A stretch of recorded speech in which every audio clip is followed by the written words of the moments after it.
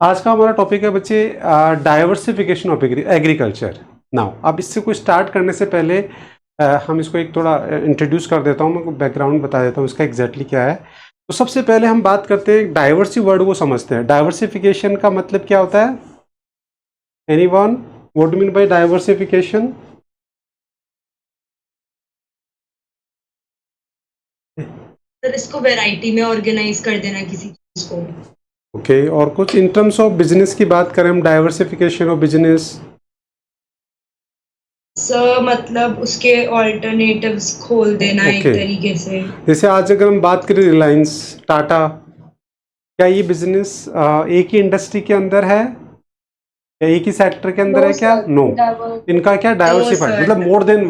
More than one industry, more than one sector में उनका business है। That is called diversification. मतलब हमारा जब बिजनेस क्या होता है, मोर देन वन सेक्टर या मोर देन इंडस्ट्रीज जब होता है तो उससे क्या होता है, डाइवर्सिफिकेशन ऑफ बिजनेस होने का मतलब है कि जैसे फॉर एग्जाम्पल हम रिलायंस की बात करें तो जियो के अंदर जब जियो इंट्रोड्यूस हुआ था तो आपने देखा था कि जियो सब कुछ फ्री दे रहा था और उसको मार्केट शेयर बढ़ाना था। तो आपको डेफिनेटली बात समझ में आएगा कि उस टाइम में जियो को लॉस हुआ था डेफिनेटली, बट वो लॉस उसने किससे कवर कर लिया? बाकी अदर सेक्टर में उसका बिजनेस था तो वहां से कवर हो गया। और अभी क्या हो रहा है, उसने पूरा मार्केट शेयर कवर कर लिया ना, अब जियो प्रॉफिटेबल हो गया। तो इस तरीके से डाइवर्सिफिकेशन ऑफ बिजनेस का मतलब होता है कि आपका मोर देन वन अगर कोई सेक्टर में बिजनेस होगा तो एक पर्टिकुलर सेक्टर में आपको अगर मान लो नुकसान हो रहा है या उसमें डाउनफॉल आ गया उसकी वजह से आपके बिजनेस में, तो डेफिनेटली आपकी रिस्क मिनिमाइज हो जाती है, बिकॉज आपका बाकी जो बिजनेस है अदर सेक्टर में उससे वो रिकवर हो जाता है। अब बेसिकली जो फार्मर्स हैं बच्चे, वो आपको पता है कि हमारे जो इंडिया के फार्मर्स हैं वो basically totally based on the agriculture, और एग्रीकल्चर बेस्ड ऑन मॉनसून। और मॉनसून क्या होता है, टोटली अनसर्टेन। इसलिए क्या होता है कि फार्मर की जो बेसिकली जो रिस्क होती है वो बहुत ज़्यादा हो जाती है। क्यों? क्योंकि वो केवल एग्रीकल्चर पे बेस्ड है और एग्रीकल्चर टोटली अनसर्टेन। तो पूरा फार्मर का जो लाइफ स्टाइल है, जो उसका फ्यूचर है, वो पूरा ही क्या हो जाता है बच्चे, अनसर्टेन हो जाता है। तो अगर फार्मर को कि रिस्क को मिनिमाइज करना है, उनकी लाइफ को सस्टेनेबल लाइवलीहुड देना है, और उसके अलावा अगर हम बात करें कि रिस्क को कम करना है डाइवर्सिफिकेशन में, मतलब उसकी जो लाइफ, फार्मर्स की जो लाइफ है उसको सस्टेनेबल, और उसके अलावा एम्प्लॉयमेंट बढ़ाना है और उनकी इनकम बढ़ानी है, तो डेफिनेटली हमें क्या करना पड़ेगा कि ऑल्टरनेट सोर्स ऑफ एम्प्लॉयमेंट भी करना पड़ेगा अदर देन एग्रीकल्चर और विद इन द एग्रीकल्चर, दोनों में करना जरूरी है। मतलब फार्मर को एग्रीकल्चर में भी डाइवर्सिफिकेशन करने की जरूरत है और नॉन एग्रीकल्चर मतलब अदर देन एग्रीकल्चर। ये का मतलब इस टॉपिक में हम ये पढ़ रहे हैं कि फार्मर्स के लिए और अल्टरनेट सोर्स ऑफ इनकम क्या हो सकता है अदर देन एग्रीकल्चर और विद इन द एग्रीकल्चर। तो ये हम सारा डिटेल में डिस्कस कर रहे हैं। तो देखो, सबसे पहले आते हैं एग्रीकल्चर डाइवर्सिफिकेशन। तो इसमें साफ लिखा हुआ है कि फार्मर जो है वो अपने पूरे रिसोर्सेज को बस केवल एक ही जगह एलोकेट कर देते हैं, स्पेशली इन एग्रीकल्चर फार्मिंग, और उसकी वजह से उनकी रिस्क बढ़ जाती है। सो नाउ फार्मर को क्या करना पड़ेगा, रीएलोकेट। बस एक ही वर्ड याद रखना है, रीएलोकेशन ऑफ रिसोर्सेज। तो देखिए डेफिनेशन है, it refer to the reallocation of productive resources such as land, labor, capital, farmer equipment, etc. of the agriculture sector into new activities। अब वो न्यू एक्टिविटीज एग्रीकल्चर में भी हो सकती है, एग्रीकल्चर के बाहर भी हो सकती है। तो आई होप डेफिनेशन समझ में आया क्या बच्चे? यस और नो? Yes sir. डाइवर्सिफिकेशन में आपको बस एक वन वर्ड याद रखना है, that is what is? Reallocation. रीलोक। Reallocation of resources. और रिसोर्सेज फॉर द फार्मर्स क्या हो सकता है, लैंड, लेबर, कैपिटल, इक्विपमेंट। और कहाँ से रीअलोकेट करना, from agriculture to non agriculture area या न्यू एक्टिविटीज। बिल्कुल सिंपल डेफिनेशन, रटने की जरूरत नहीं है, बना सकते हैं आराम से। यस और नो? ना उसके बाद फिर यस आता है sir. Diversification include to aspect. जैसे मैंने आपको बताया था कि डाइवर्सिफिकेशन बेसिकली टू टाइप्स का होता है, एक विद इन द एग्रीकल्चर और एक outside the agriculture.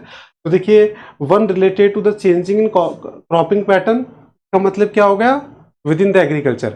Farmers basically क्या करते हैं, ट्रेडिशनल क्रॉपिंग करते हैं और पूरी साल में एक या दो क्रॉप्स ही करते हैं। इसके अलावा वो नंबर ऑफ क्रॉपिंग बढ़ा सकते हैं, तो कमर्शियल क्रॉप्स कर सकते हैं, उससे अपनी इनकम बढ़ा सकते हैं, जो आगे हम डिटेल में डिस्कस करेंगे।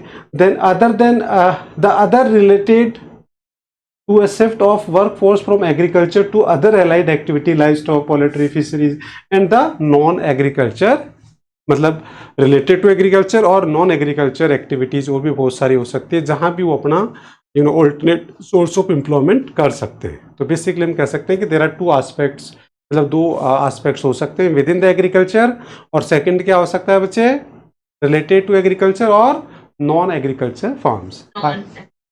तो ये आगे हम डिटेल में अभी और फ्लो चार्ट आएगा इसका। अब जैसे मैंने कहा कि भाई ये क्यों ज़रूरी है, नीड फॉर डाइवर्सिफिकेशन, तो मैंने आपको पहले कीवर्ड्स बता चुका हूँ मैं। नीड फॉर एग्रीकल्चर जो है डाइवर्सिफिकेशन है उसके, जैसे मैंने आपको बता दिया, रिस्क बता दिया कि फार्मर के रिस्क मिनिमाइज हो जाएगी। सेकेंड मैंने आपको एम्प्लॉयमेंट बता दिया। थर्ड मैंने आपको लाइवलीहुड, फार्मर्स की जो लाइवलीहुड है वो सस्टेनेबल हो जाएगी, सस्टेन कर जाएगी। तो यही बेसिकली 3 वर्ड्स यहाँ दे रखे हैं बच्चे। देखो सबसे पहले ये रिस्क आप मार्क कर लीजिए इसमें कीवर्ड्स। देखिए फर्स्ट पॉइंट का जो कीवर्ड है वो क्या है, रिस्क, ठीक है, कि फार्मर्स की जो रिस्क है वो क्या हो जाएगी, मिनिमाइज हो जाएगी। सेकंड क्या है, diversification, new areas is necessary to only the reduce the risk from agriculture sector and provide the sustainable livelihood options, क्या आ गया। और थर्ड के अंदर बेसिकली क्या आ गया, एम्प्लॉयमेंट आ जाएगा, ये आ गया एम्प्लॉयमेंट एक्टिविटीज। हमारे को 3 वर्ड्स याद करने हैं, बाकी सेंटेंस हम बना ही लेंगे। तो देखिए इस तरीके से नीड होता, तो एक सेपरेट क्वेश्चन बन सकता है ये कि what is diversification of agriculture and what are the need and importance of this diversification, तो पूरा एक सेपरेट क्वेश्चन आ सकता है। तो आई होप ये पॉइंट्स समझ में आ रहे हैं। पढ़ो एक बार डिटेल पढ़ो, मीनिंग और नीड्स क्लियर है। मैं मीनिंग तो मैंने आपको, देखो मीनिंग में भी आपको क्या बोला कि एक वर्ड याद रखना है, दैट इज रीअलोकेशन ऑफ रिसोर्सेज। और दूसरा आपको जो नीड्स है उसमें 3 कीवर्ड्स याद रख रहे हैं, कौन कौन से हैं 3 कीवर्ड्स, बोलो बच्चे। रिस्क, लाइवलीहुड और एम्प्लॉयमेंट। रिस्क हो गया, और क्या हो गया, सस्टेनेबल लाइवलीहुड, और क्या हो गया, एम्प्लॉयमेंट। ये 3 वर्ड्स, तो 4 वर्ड्स याद करके आपका पूरा टॉपिक तैयार हो जाता है। नाउ अब आगे चलते हैं, टाइप्स ऑफ डाइवर्सिफिकेशन तो हम ब्रीफ में तो पहले डिस्कस कर ही चुके हैं। अब देख लो यहाँ पूरा थोड़ा इनका डिटेल और प्रॉपर दे दिया यहाँ। तो यहाँ देखो वही डाइवर्सिफिकेशन 2 तरह का होता है, डाइवर्सिफिकेशन ऑफ क्रॉप प्रोडक्शन मतलब विद इन द एग्रीकल्चर, और डाइवर्सिफिकेशन ऑफ प्रोडक्टिव एक्टिविटी मतलब रिलेटेड एग्रीकल्चर और नॉन एग्रीकल्चर फार्म। ये हम डिस्कस कर ही चुके हैं, 2 एस्पेक्ट्स, वही है ये फ्लो चार्ट।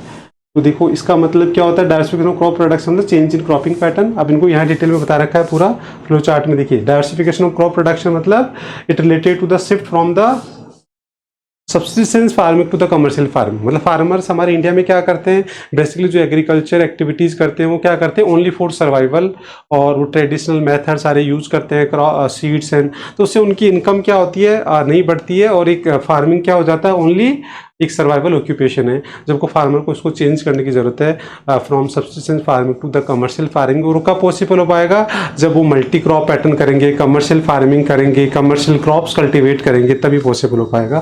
तो ये इसमें मीनिंग लिखा हुआ है। और इसमें क्या, इसका फीचर्स क्या हो गए, it related the shifting from single cropping to the multiple. जैसे मैंने आपको बताया था कि फार्मर्स ट्रेडिशनल फार्मिंग करने की वजह से वो पूरे एक साल में 1 या 2 क्रॉप्स ही वो हार्वेस्ट कर पाते हैं, बाकी अभी जो मॉडर्न फार्मिंग के अकॉर्डिंग आप उसे ज़्यादा भी कर सकते हो और अपनी इनकम बढ़ा सकते हो। Then choice of cropping pattern can be done on the basis of demand, मतलब फार्मर्स क्या करते हैं, जो भी हार्वेस्टिंग करते हैं वो बेसिकली क्या करते हैं, फॉर द सर्वाइवल करते हैं, और उनको पता ही नहीं होता कि इस प्रोडक्ट की मार्केट में डिमांड है नहीं है। तो अगर वो डिमांड के अकॉर्डिंग करेंगे तो डेफिनेटली उनको ज़्यादा प्रॉफिट होगा। It minimizes the market risk arising due to the price, और उससे उनकी क्या हो जाएगी, रिस्क भी मिनिमाइज हो जाएगी। तो इस तरीके से ये हो गया डाइवर्सिफिकेशन ऑफ क्रॉप्स प्रोडक्शन। कि डाइवर्सिफिकेशन ऑफ क्रॉप्स प्रोडक्शन का मतलब क्या है और इसके क्या फीचर्स हैं, और इसे मतलब फीचर्स में मतलब इसमें क्या बेनिफिट हो सकते हैं और क्या इसके फीचर। तो ये सारा एक पूरा प्रॉपर पॉइंट हो गया हमारा। आई होप ये पॉइंट क्लियर है क्या, diversification of crops. Yes sir. ना उसके बाद देखिए next, diversification of productive activity और एम्प्लॉयमेंट। इसमें देखिए बेसिकली इट मीन्स वही एग्रीकल्चर टू नॉन एग्रीकल्चर जा रहे हैं अब हम, एग्रीकल्चर अदर देन एग्रीकल्चर और रिलेटेड एक्टिविटीज। तो देखो it means shift from the cropping farming to other areas of production activity. तो क्रॉपिंग के अलावा, एग्रीकल्चर के अलावा क्या हो सकता है, तो with in a view to increase the income and exploring alternate employment opportunities. तो ये इसका डेफिनेशन होगा। इसके फीचर्स देखिए, एग्रीकल्चर ऑलरेडी ओवर क्राउडेड, आपको पता है कि एग्रीकल्चर बहुत ज़्यादा ओवर क्राउडेड है, रिस्की है, सब कुछ है, तो इसलिए में क्या हो सकता है, labour force need to find alternate employment, और वो क्या हो सकता है इन नॉन फार्म सेक्टर, मतलब एग्रीकल्चर के अलावा। Majority of rural women find employment in the agriculture while men generally look for non farm employment. In recent times women have also begun to, तो मतलब फीमेल्स को तो employment में काम, उसमें एग्रीकल्चर में काम करते हैं, पर जो मेल होते हैं वो बेसिकली क्या होते हैं, सारे लोग एक ही जगह डिपेंड रहेंगे तो उनकी रिस्क बढ़ती है ना, इसलिए क्या होता है कि मेल फीमेल को भी क्या हो सकता है, वो अलग अलग ऑक्यूपेशन में काम करेंगे तो डेफिनेटली क्या होगा, उनके रिस्क को मिनिमाइज होगी, उनकी एक सस्टेनेबल लाइवलीहुड होगी। तो इसका मतलब जैसे मान लो फीमेल ने एग्रीकल्चर में काम कर लिया तो मेल जो है वो नॉन फार्म एरिया में जाके काम कर सकते हैं, तो इसलिए क्या हो जाएगा, उनके रिस्क मिनिमाइज हो जाएगी और एक रेगुलर इनकम भी आ जाएगी। ठीक है, अब जिस इसमें नॉन फार्म एरियाज कौन कौन से होते हैं ये मैं आपसे पूछता हूँ। चलो, अब इतना डिस्कशन करने के बाद अब आप लोग बताओ, कहीं ना कहीं डायरेक्टली इनडायरेक्टली आप भी तो रूरल एरियाज से कनेक्टेड होंगे, तो अगर मैं आपसे पूछता हूँ कि भाई रूरल एरियाज में एग्रीकल्चर के अलावा कहाँ कहाँ और एम्प्लॉयमेंट और वो क्या कर सकते हैं, अपना ऑक्यूपेशन कर सकते हैं, मतलब कौन से ऐसे एरियाज है जहाँ वो जॉब कर सकते हैं, एम्प्लॉयमेंट कर सकते हैं और अपनी ऑल्टरनेट इनकम सोर्स डेवलप कर सकते हैं। Any idea, one by one आपको क्या लगता है कि कौन कौन से एरिया उनके पास हो सकते हैं? और जैसे construction, fisheries, animal husbandry, animal husbandry और फिशरीज, फिशरीज और कंस्ट्रक्शन इंफ्रास्ट्रक्चर, सर वो सब्जियां बेच सकते हैं। सब्जियां तो हॉर्टिकल्चर आ गया, हाँ हॉर्टिकल्चर पॉइंट नहीं बोला था आपने, हाँ, तो जैसे हॉर्टिकल्चर आ गया, एनिमल हस्बेंड्री आ गई, इसके अलावा फिशरीज, ये तो सारे एग्रीकल्चर से रिलेटेड एक्टिविटी की।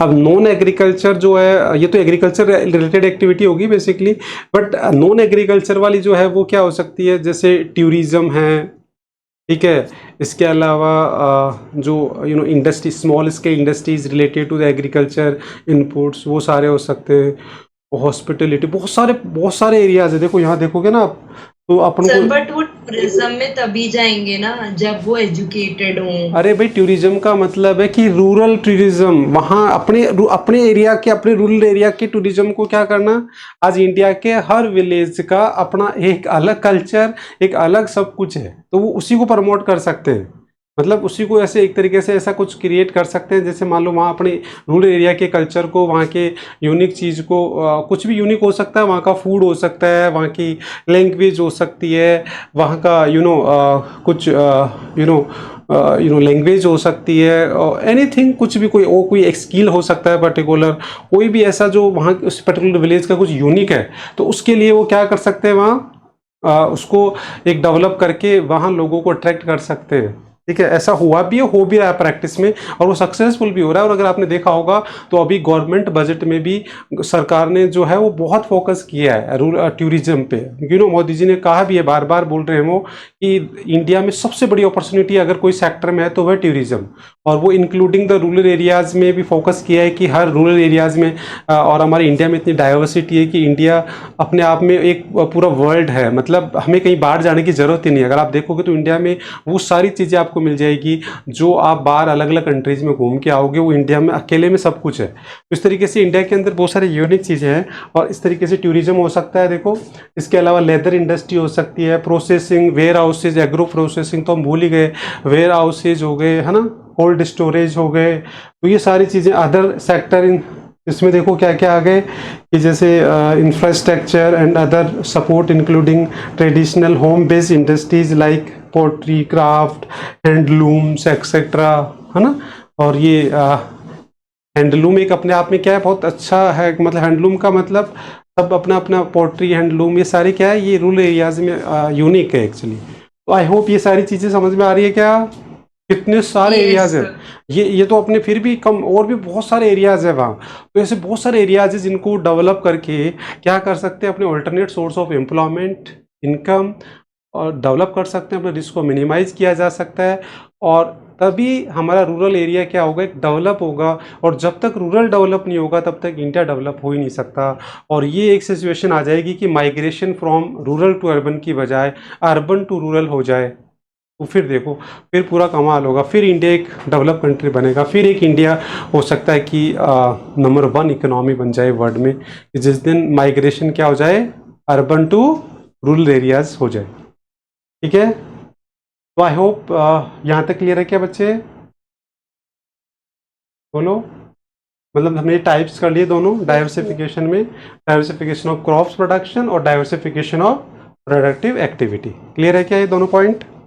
यस और नो? तो अभी तक हमने बेसिकली मीनिंग कर लिया, इसकी नीड एंड इम्पोर्टेंस कर ली, और उसका टाइप कर लिया। यस और नो? ये सारा वन टाइम रीडिंग है। अब जो इसकी मेन टारगेट स्टडी है बच्चे, वो यही है, जहाँ ये तो ऐसा है कि एक बार आपने ढंग से पढ़ लिया, और जब एग्जाम आएगा बार बार इसकी रीडिंग आप लगाते रहोगे तो ये हो जाएगा, इतना ज़्यादा टफ नहीं। अब जो मेन टारगेट स्टडी हमारी है वो ये है। तो देखो, अब वैसे तो देखो नॉन फार्म एरियाज बहुत सारे हैं, है ना, बट उनमें से हमारे सिलेबस में जो है वो ओनली 3 आर वेरी इंपॉर्टेंट। हम बस 3 पे ही ज़्यादा फोकस करेंगे। बाकी देखा आपने कि डायनेमिक, है ना, और सब है ना, बहुत सारे डायनेमिक एरियाज और बहुत सारे एरियाज हैं, बट यहाँ हमारे सिलेबस के अकॉर्डिंग हम क्या लेंगे, केवल 3 ही ले रहे हैं, एनिमल हस्बेंड्री, फिशरीज और horticulture.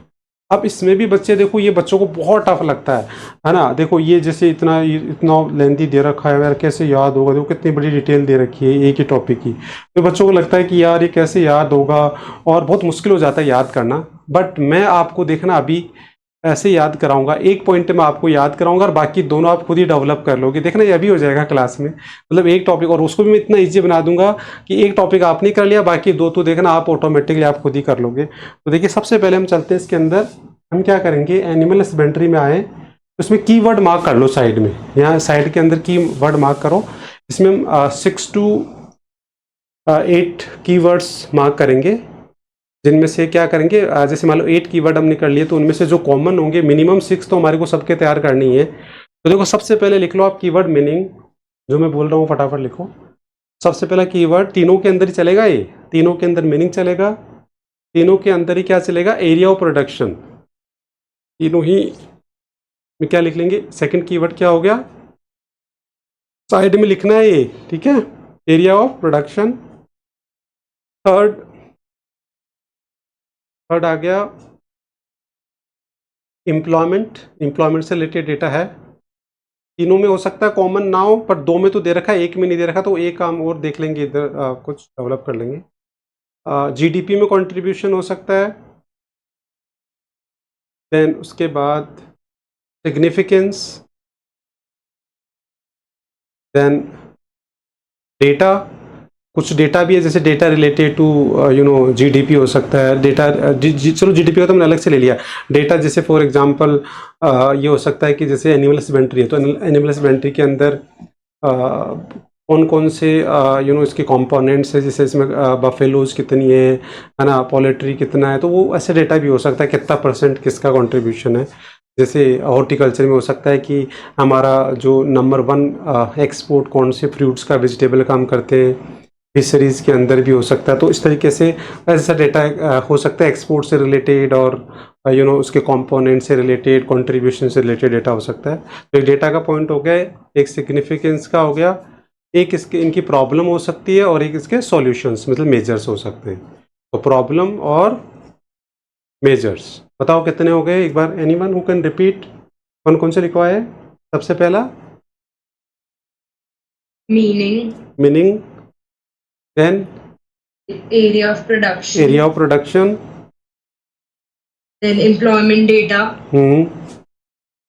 GDP contribution data, yes, and जो मतलब जो additional data है वो, then significance, problem और मेजर्स। लास्ट में क्या हो गया, मेजर्स या सॉल्यूशन, जो प्रॉब्लम उसका सॉल्यूशन मेजर्स। तो कितने पॉइंट हो गए? आई थिंक 8 to 9 हो गए होंगे। कितने हो गए, काउंट करना एक बार।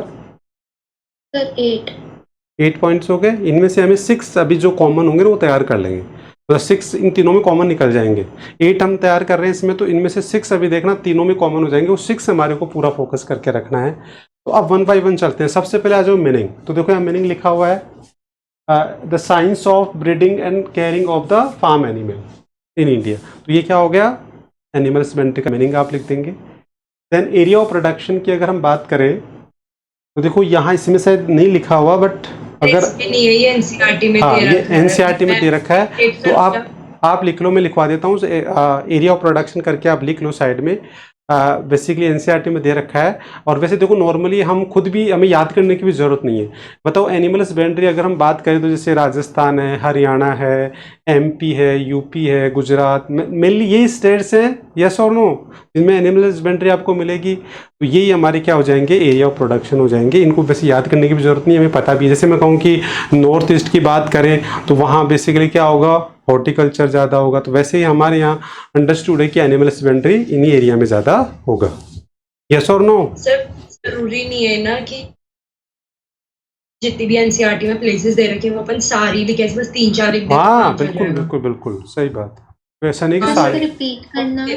बहुत दे रखी है, वो लाइक पूरा महाराष्ट्र। एक ही बेल्ट हो गया ना, ये पूरा एक बेल्ट हो गया ना। जैसे राजस्थान हो गया, हरियाणा हो गया, है ना, इसके अलावा गुजरात हो गया, यूपी हो गया, एमपी हो गया, ये सारा पूरा एक बेल्ट ही हो गया, पूरा कंप्लीट। ठीक है, एरिया ऑफ प्रोडक्शन हो गया ना। उसके बाद आ जाओ बच्चे, ये देखो ये है सिग्निफिकेंस। फर्स्ट और सेकंड पॉइंट जो है वो क्या है, सिग्निफिकेंस क्या है। तो कुछ में बता रखा है कि the system provide increase the stability in income, food security, ये सारा ना। उसके बाद में जो नेक्स्ट पॉइंट है वो क्या हो गया, एम्प्लॉयमेंट का हो गया। A significant number of human also find the employment, ये हो गया। देन उसके बाद में ये हो गया डेटा। देखो ये जो ये यहाँ दिखा रखा है, ये वाला, ये पाई चार्ट से भी दिखा रखा है कि आपने पाई चार्ट में देखोगे तो देखो एनिमल सेंट्री में क्या क्या आ गया, पोल्ट्री आ गई, कितना परसेंट आ गया, ये सारा कैटल, गोट, पिग्स, ये सारे दे रखे हैं। तो ये सारा यहाँ भी लिखा हुआ है, इसका कितना percent live stock in India account poultry, सबसे ज़्यादा पोल्ट्री है। उसके बाद में सारा तो ये डेटा आ गया। ये India had about 30 million cattle including, तो ये भी सारा डेटा का पार्ट है ना। उसके बाद में ये एक अलग से या एक पॉइंट याद रखना, इस पे एक ऑपरेशन फ्लड पे कुछ पूछा जा सकता है कि ऑपरेशन फ्लड क्या था। ये वाइट रिवॉल्यूशन था, मतलब मिल्क का प्रोडक्शन बढ़ा था इसमें ऑपरेशन फ्लड। तो हमारे इंडिया के अंदर जो मिल्क का प्रोडक्शन इंक्रीज हुआ उसी को हमने क्या कहा, ऑपरेशन फ्लड। तो ये तो अलग से 1 मार्क्स के हिसाब से पढ़ लेना ना। उसके बाद फिर ये आ गया इसके emerging the important sectors of diversification, meat, eggs, woollen, other by product. तो ये प्रोडक्ट के अंदर बेसिकली वो सिग्निफिकेंस में डाल सकते हैं हम इसको। ठीक है, उसके अलावा फिर क्या है, बेसिकली इसका वाइस वर्सा कर देना सॉल्यूशन। इसका जो ये दे रखा है उसका वाइस वर्सा प्रॉब्लम हो जाएगी यार, कॉमन सेंस ये। तो देखो प्रॉब्लम क्या है इसमें, क्या लिखा हुआ है, it require improve the technology and promotion of good breeding animals. तो इसका मतलब हम पहले क्या लिख देंगे, प्रॉब्लम क्या लिख देंगे कि इंडिया के अंदर जो एनिमल्स बैंड से रिलेटेड टेक्नोलॉजी है वो आउटडेटेड है, गुड क्वालिटी ऑफ ब्रीड्स नहीं है। तो ये सारा, इसके अलावा veterinary facilities are not available, तो वो उसका मेजर्स। तो मतलब जो इसमें मेजर्स दे रखे हैं उसी का वाइस वर्सा करके क्या लिख सकते हैं, प्रॉब्लम लिख सकते हैं। यस और नो? अगर प्रॉब्लम्स दे रखी है तो मेजर्स लिख सकते हैं, और मेजर्स दे रखी है तो प्रॉब्लम लिख सकते हैं। यस और नो? बोलो बच्चे। Yes sir. बताओ सारे पॉइंट हो गए क्या? सबसे पहला पॉइंट क्या हुआ, बोलो। मीनिंग हो गया, जो मैंने लिखवाए थे साइड में वो सारे पॉइंट हो गए क्या?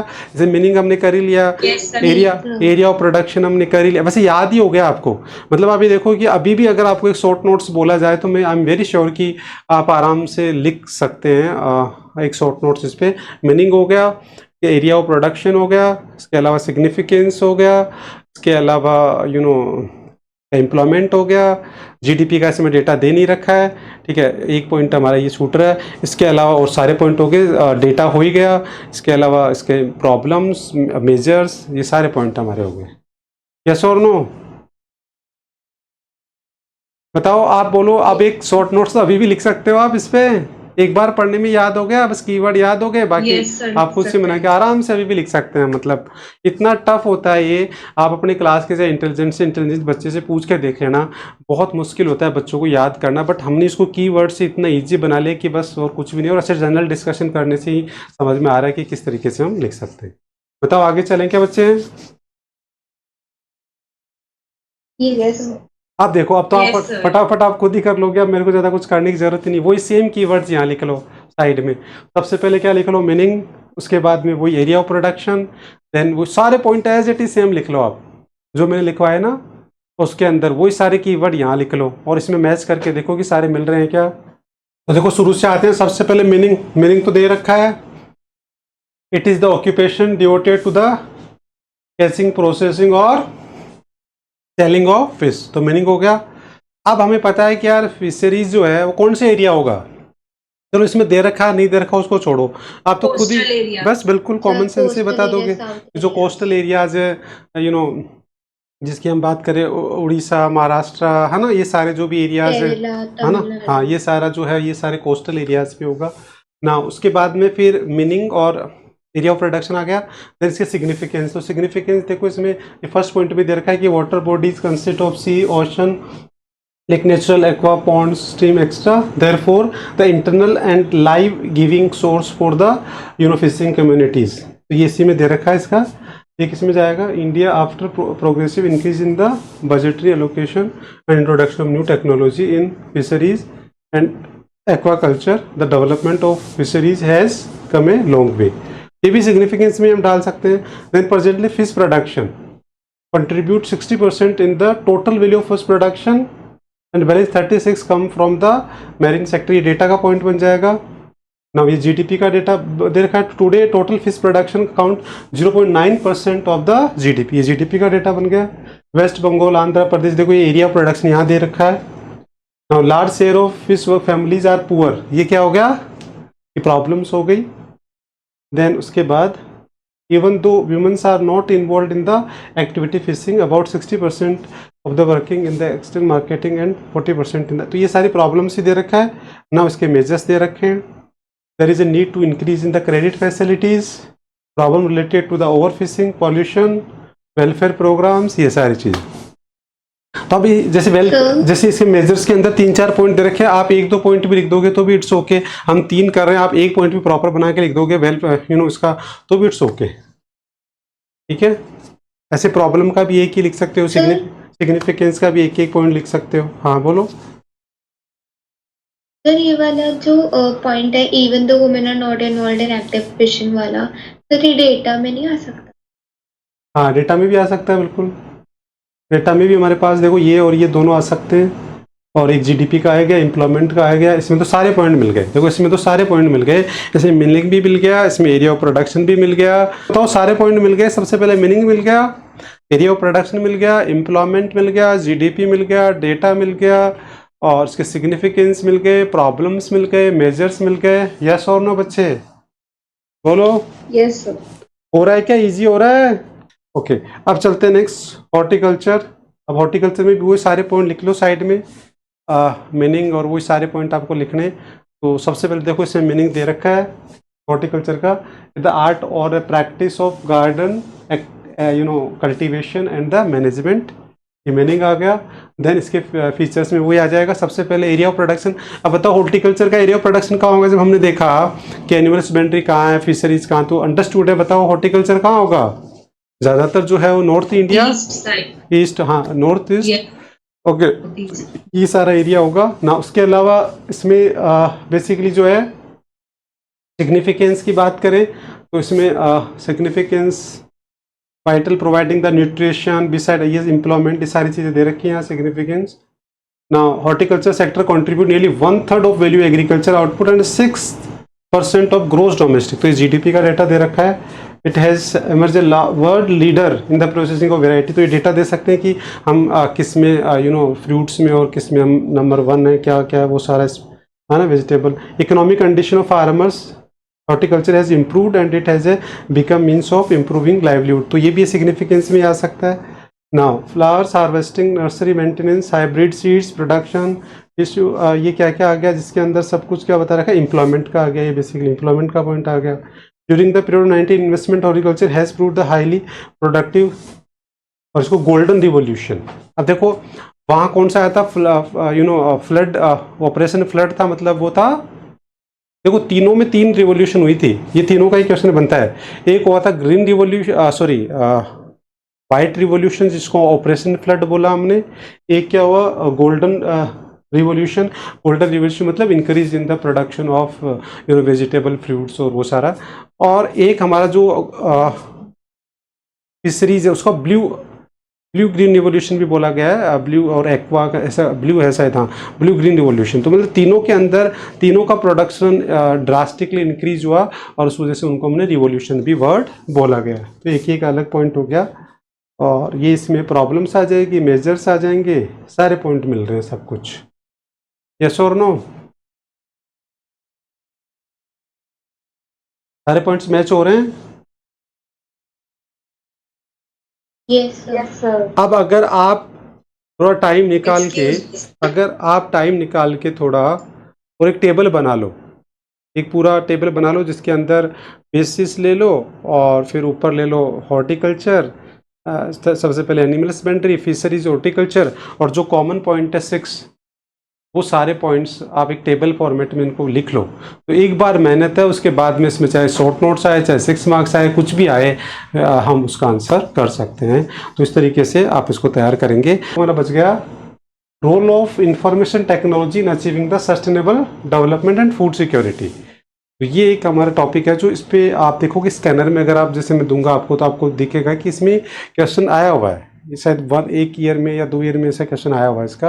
अब इस टॉपिक के अंदर बच्चे बस पॉइंट्स, कीवर्ड्स, मतलब इसके पॉइंट्स दे रखे हैं ऑलरेडी। तो बस देखिए, सबसे पहला कीवर्ड क्या दे दिया, प्रोडक्टिंग एरिया ऑफ फूड इनसिक्योरिटी। मतलब आईटी से क्या कर सकते हैं, आईटी को एग्रीकल्चर में यूज करके उससे हम क्या कर सकते हैं, फूड इनसिक्योरिटी, मतलब पर्टिकुलर एरियाज में किस प्रोडक्शन का शॉर्टेज है, किसका एक्सेस है, ये सारा एनालिसिस करके उसके अकॉर्डिंग रिसोर्सेज को यूज़ करके हम क्या कर सकते हैं, फूड इनसिक्योरिटी को से बच सकते हैं।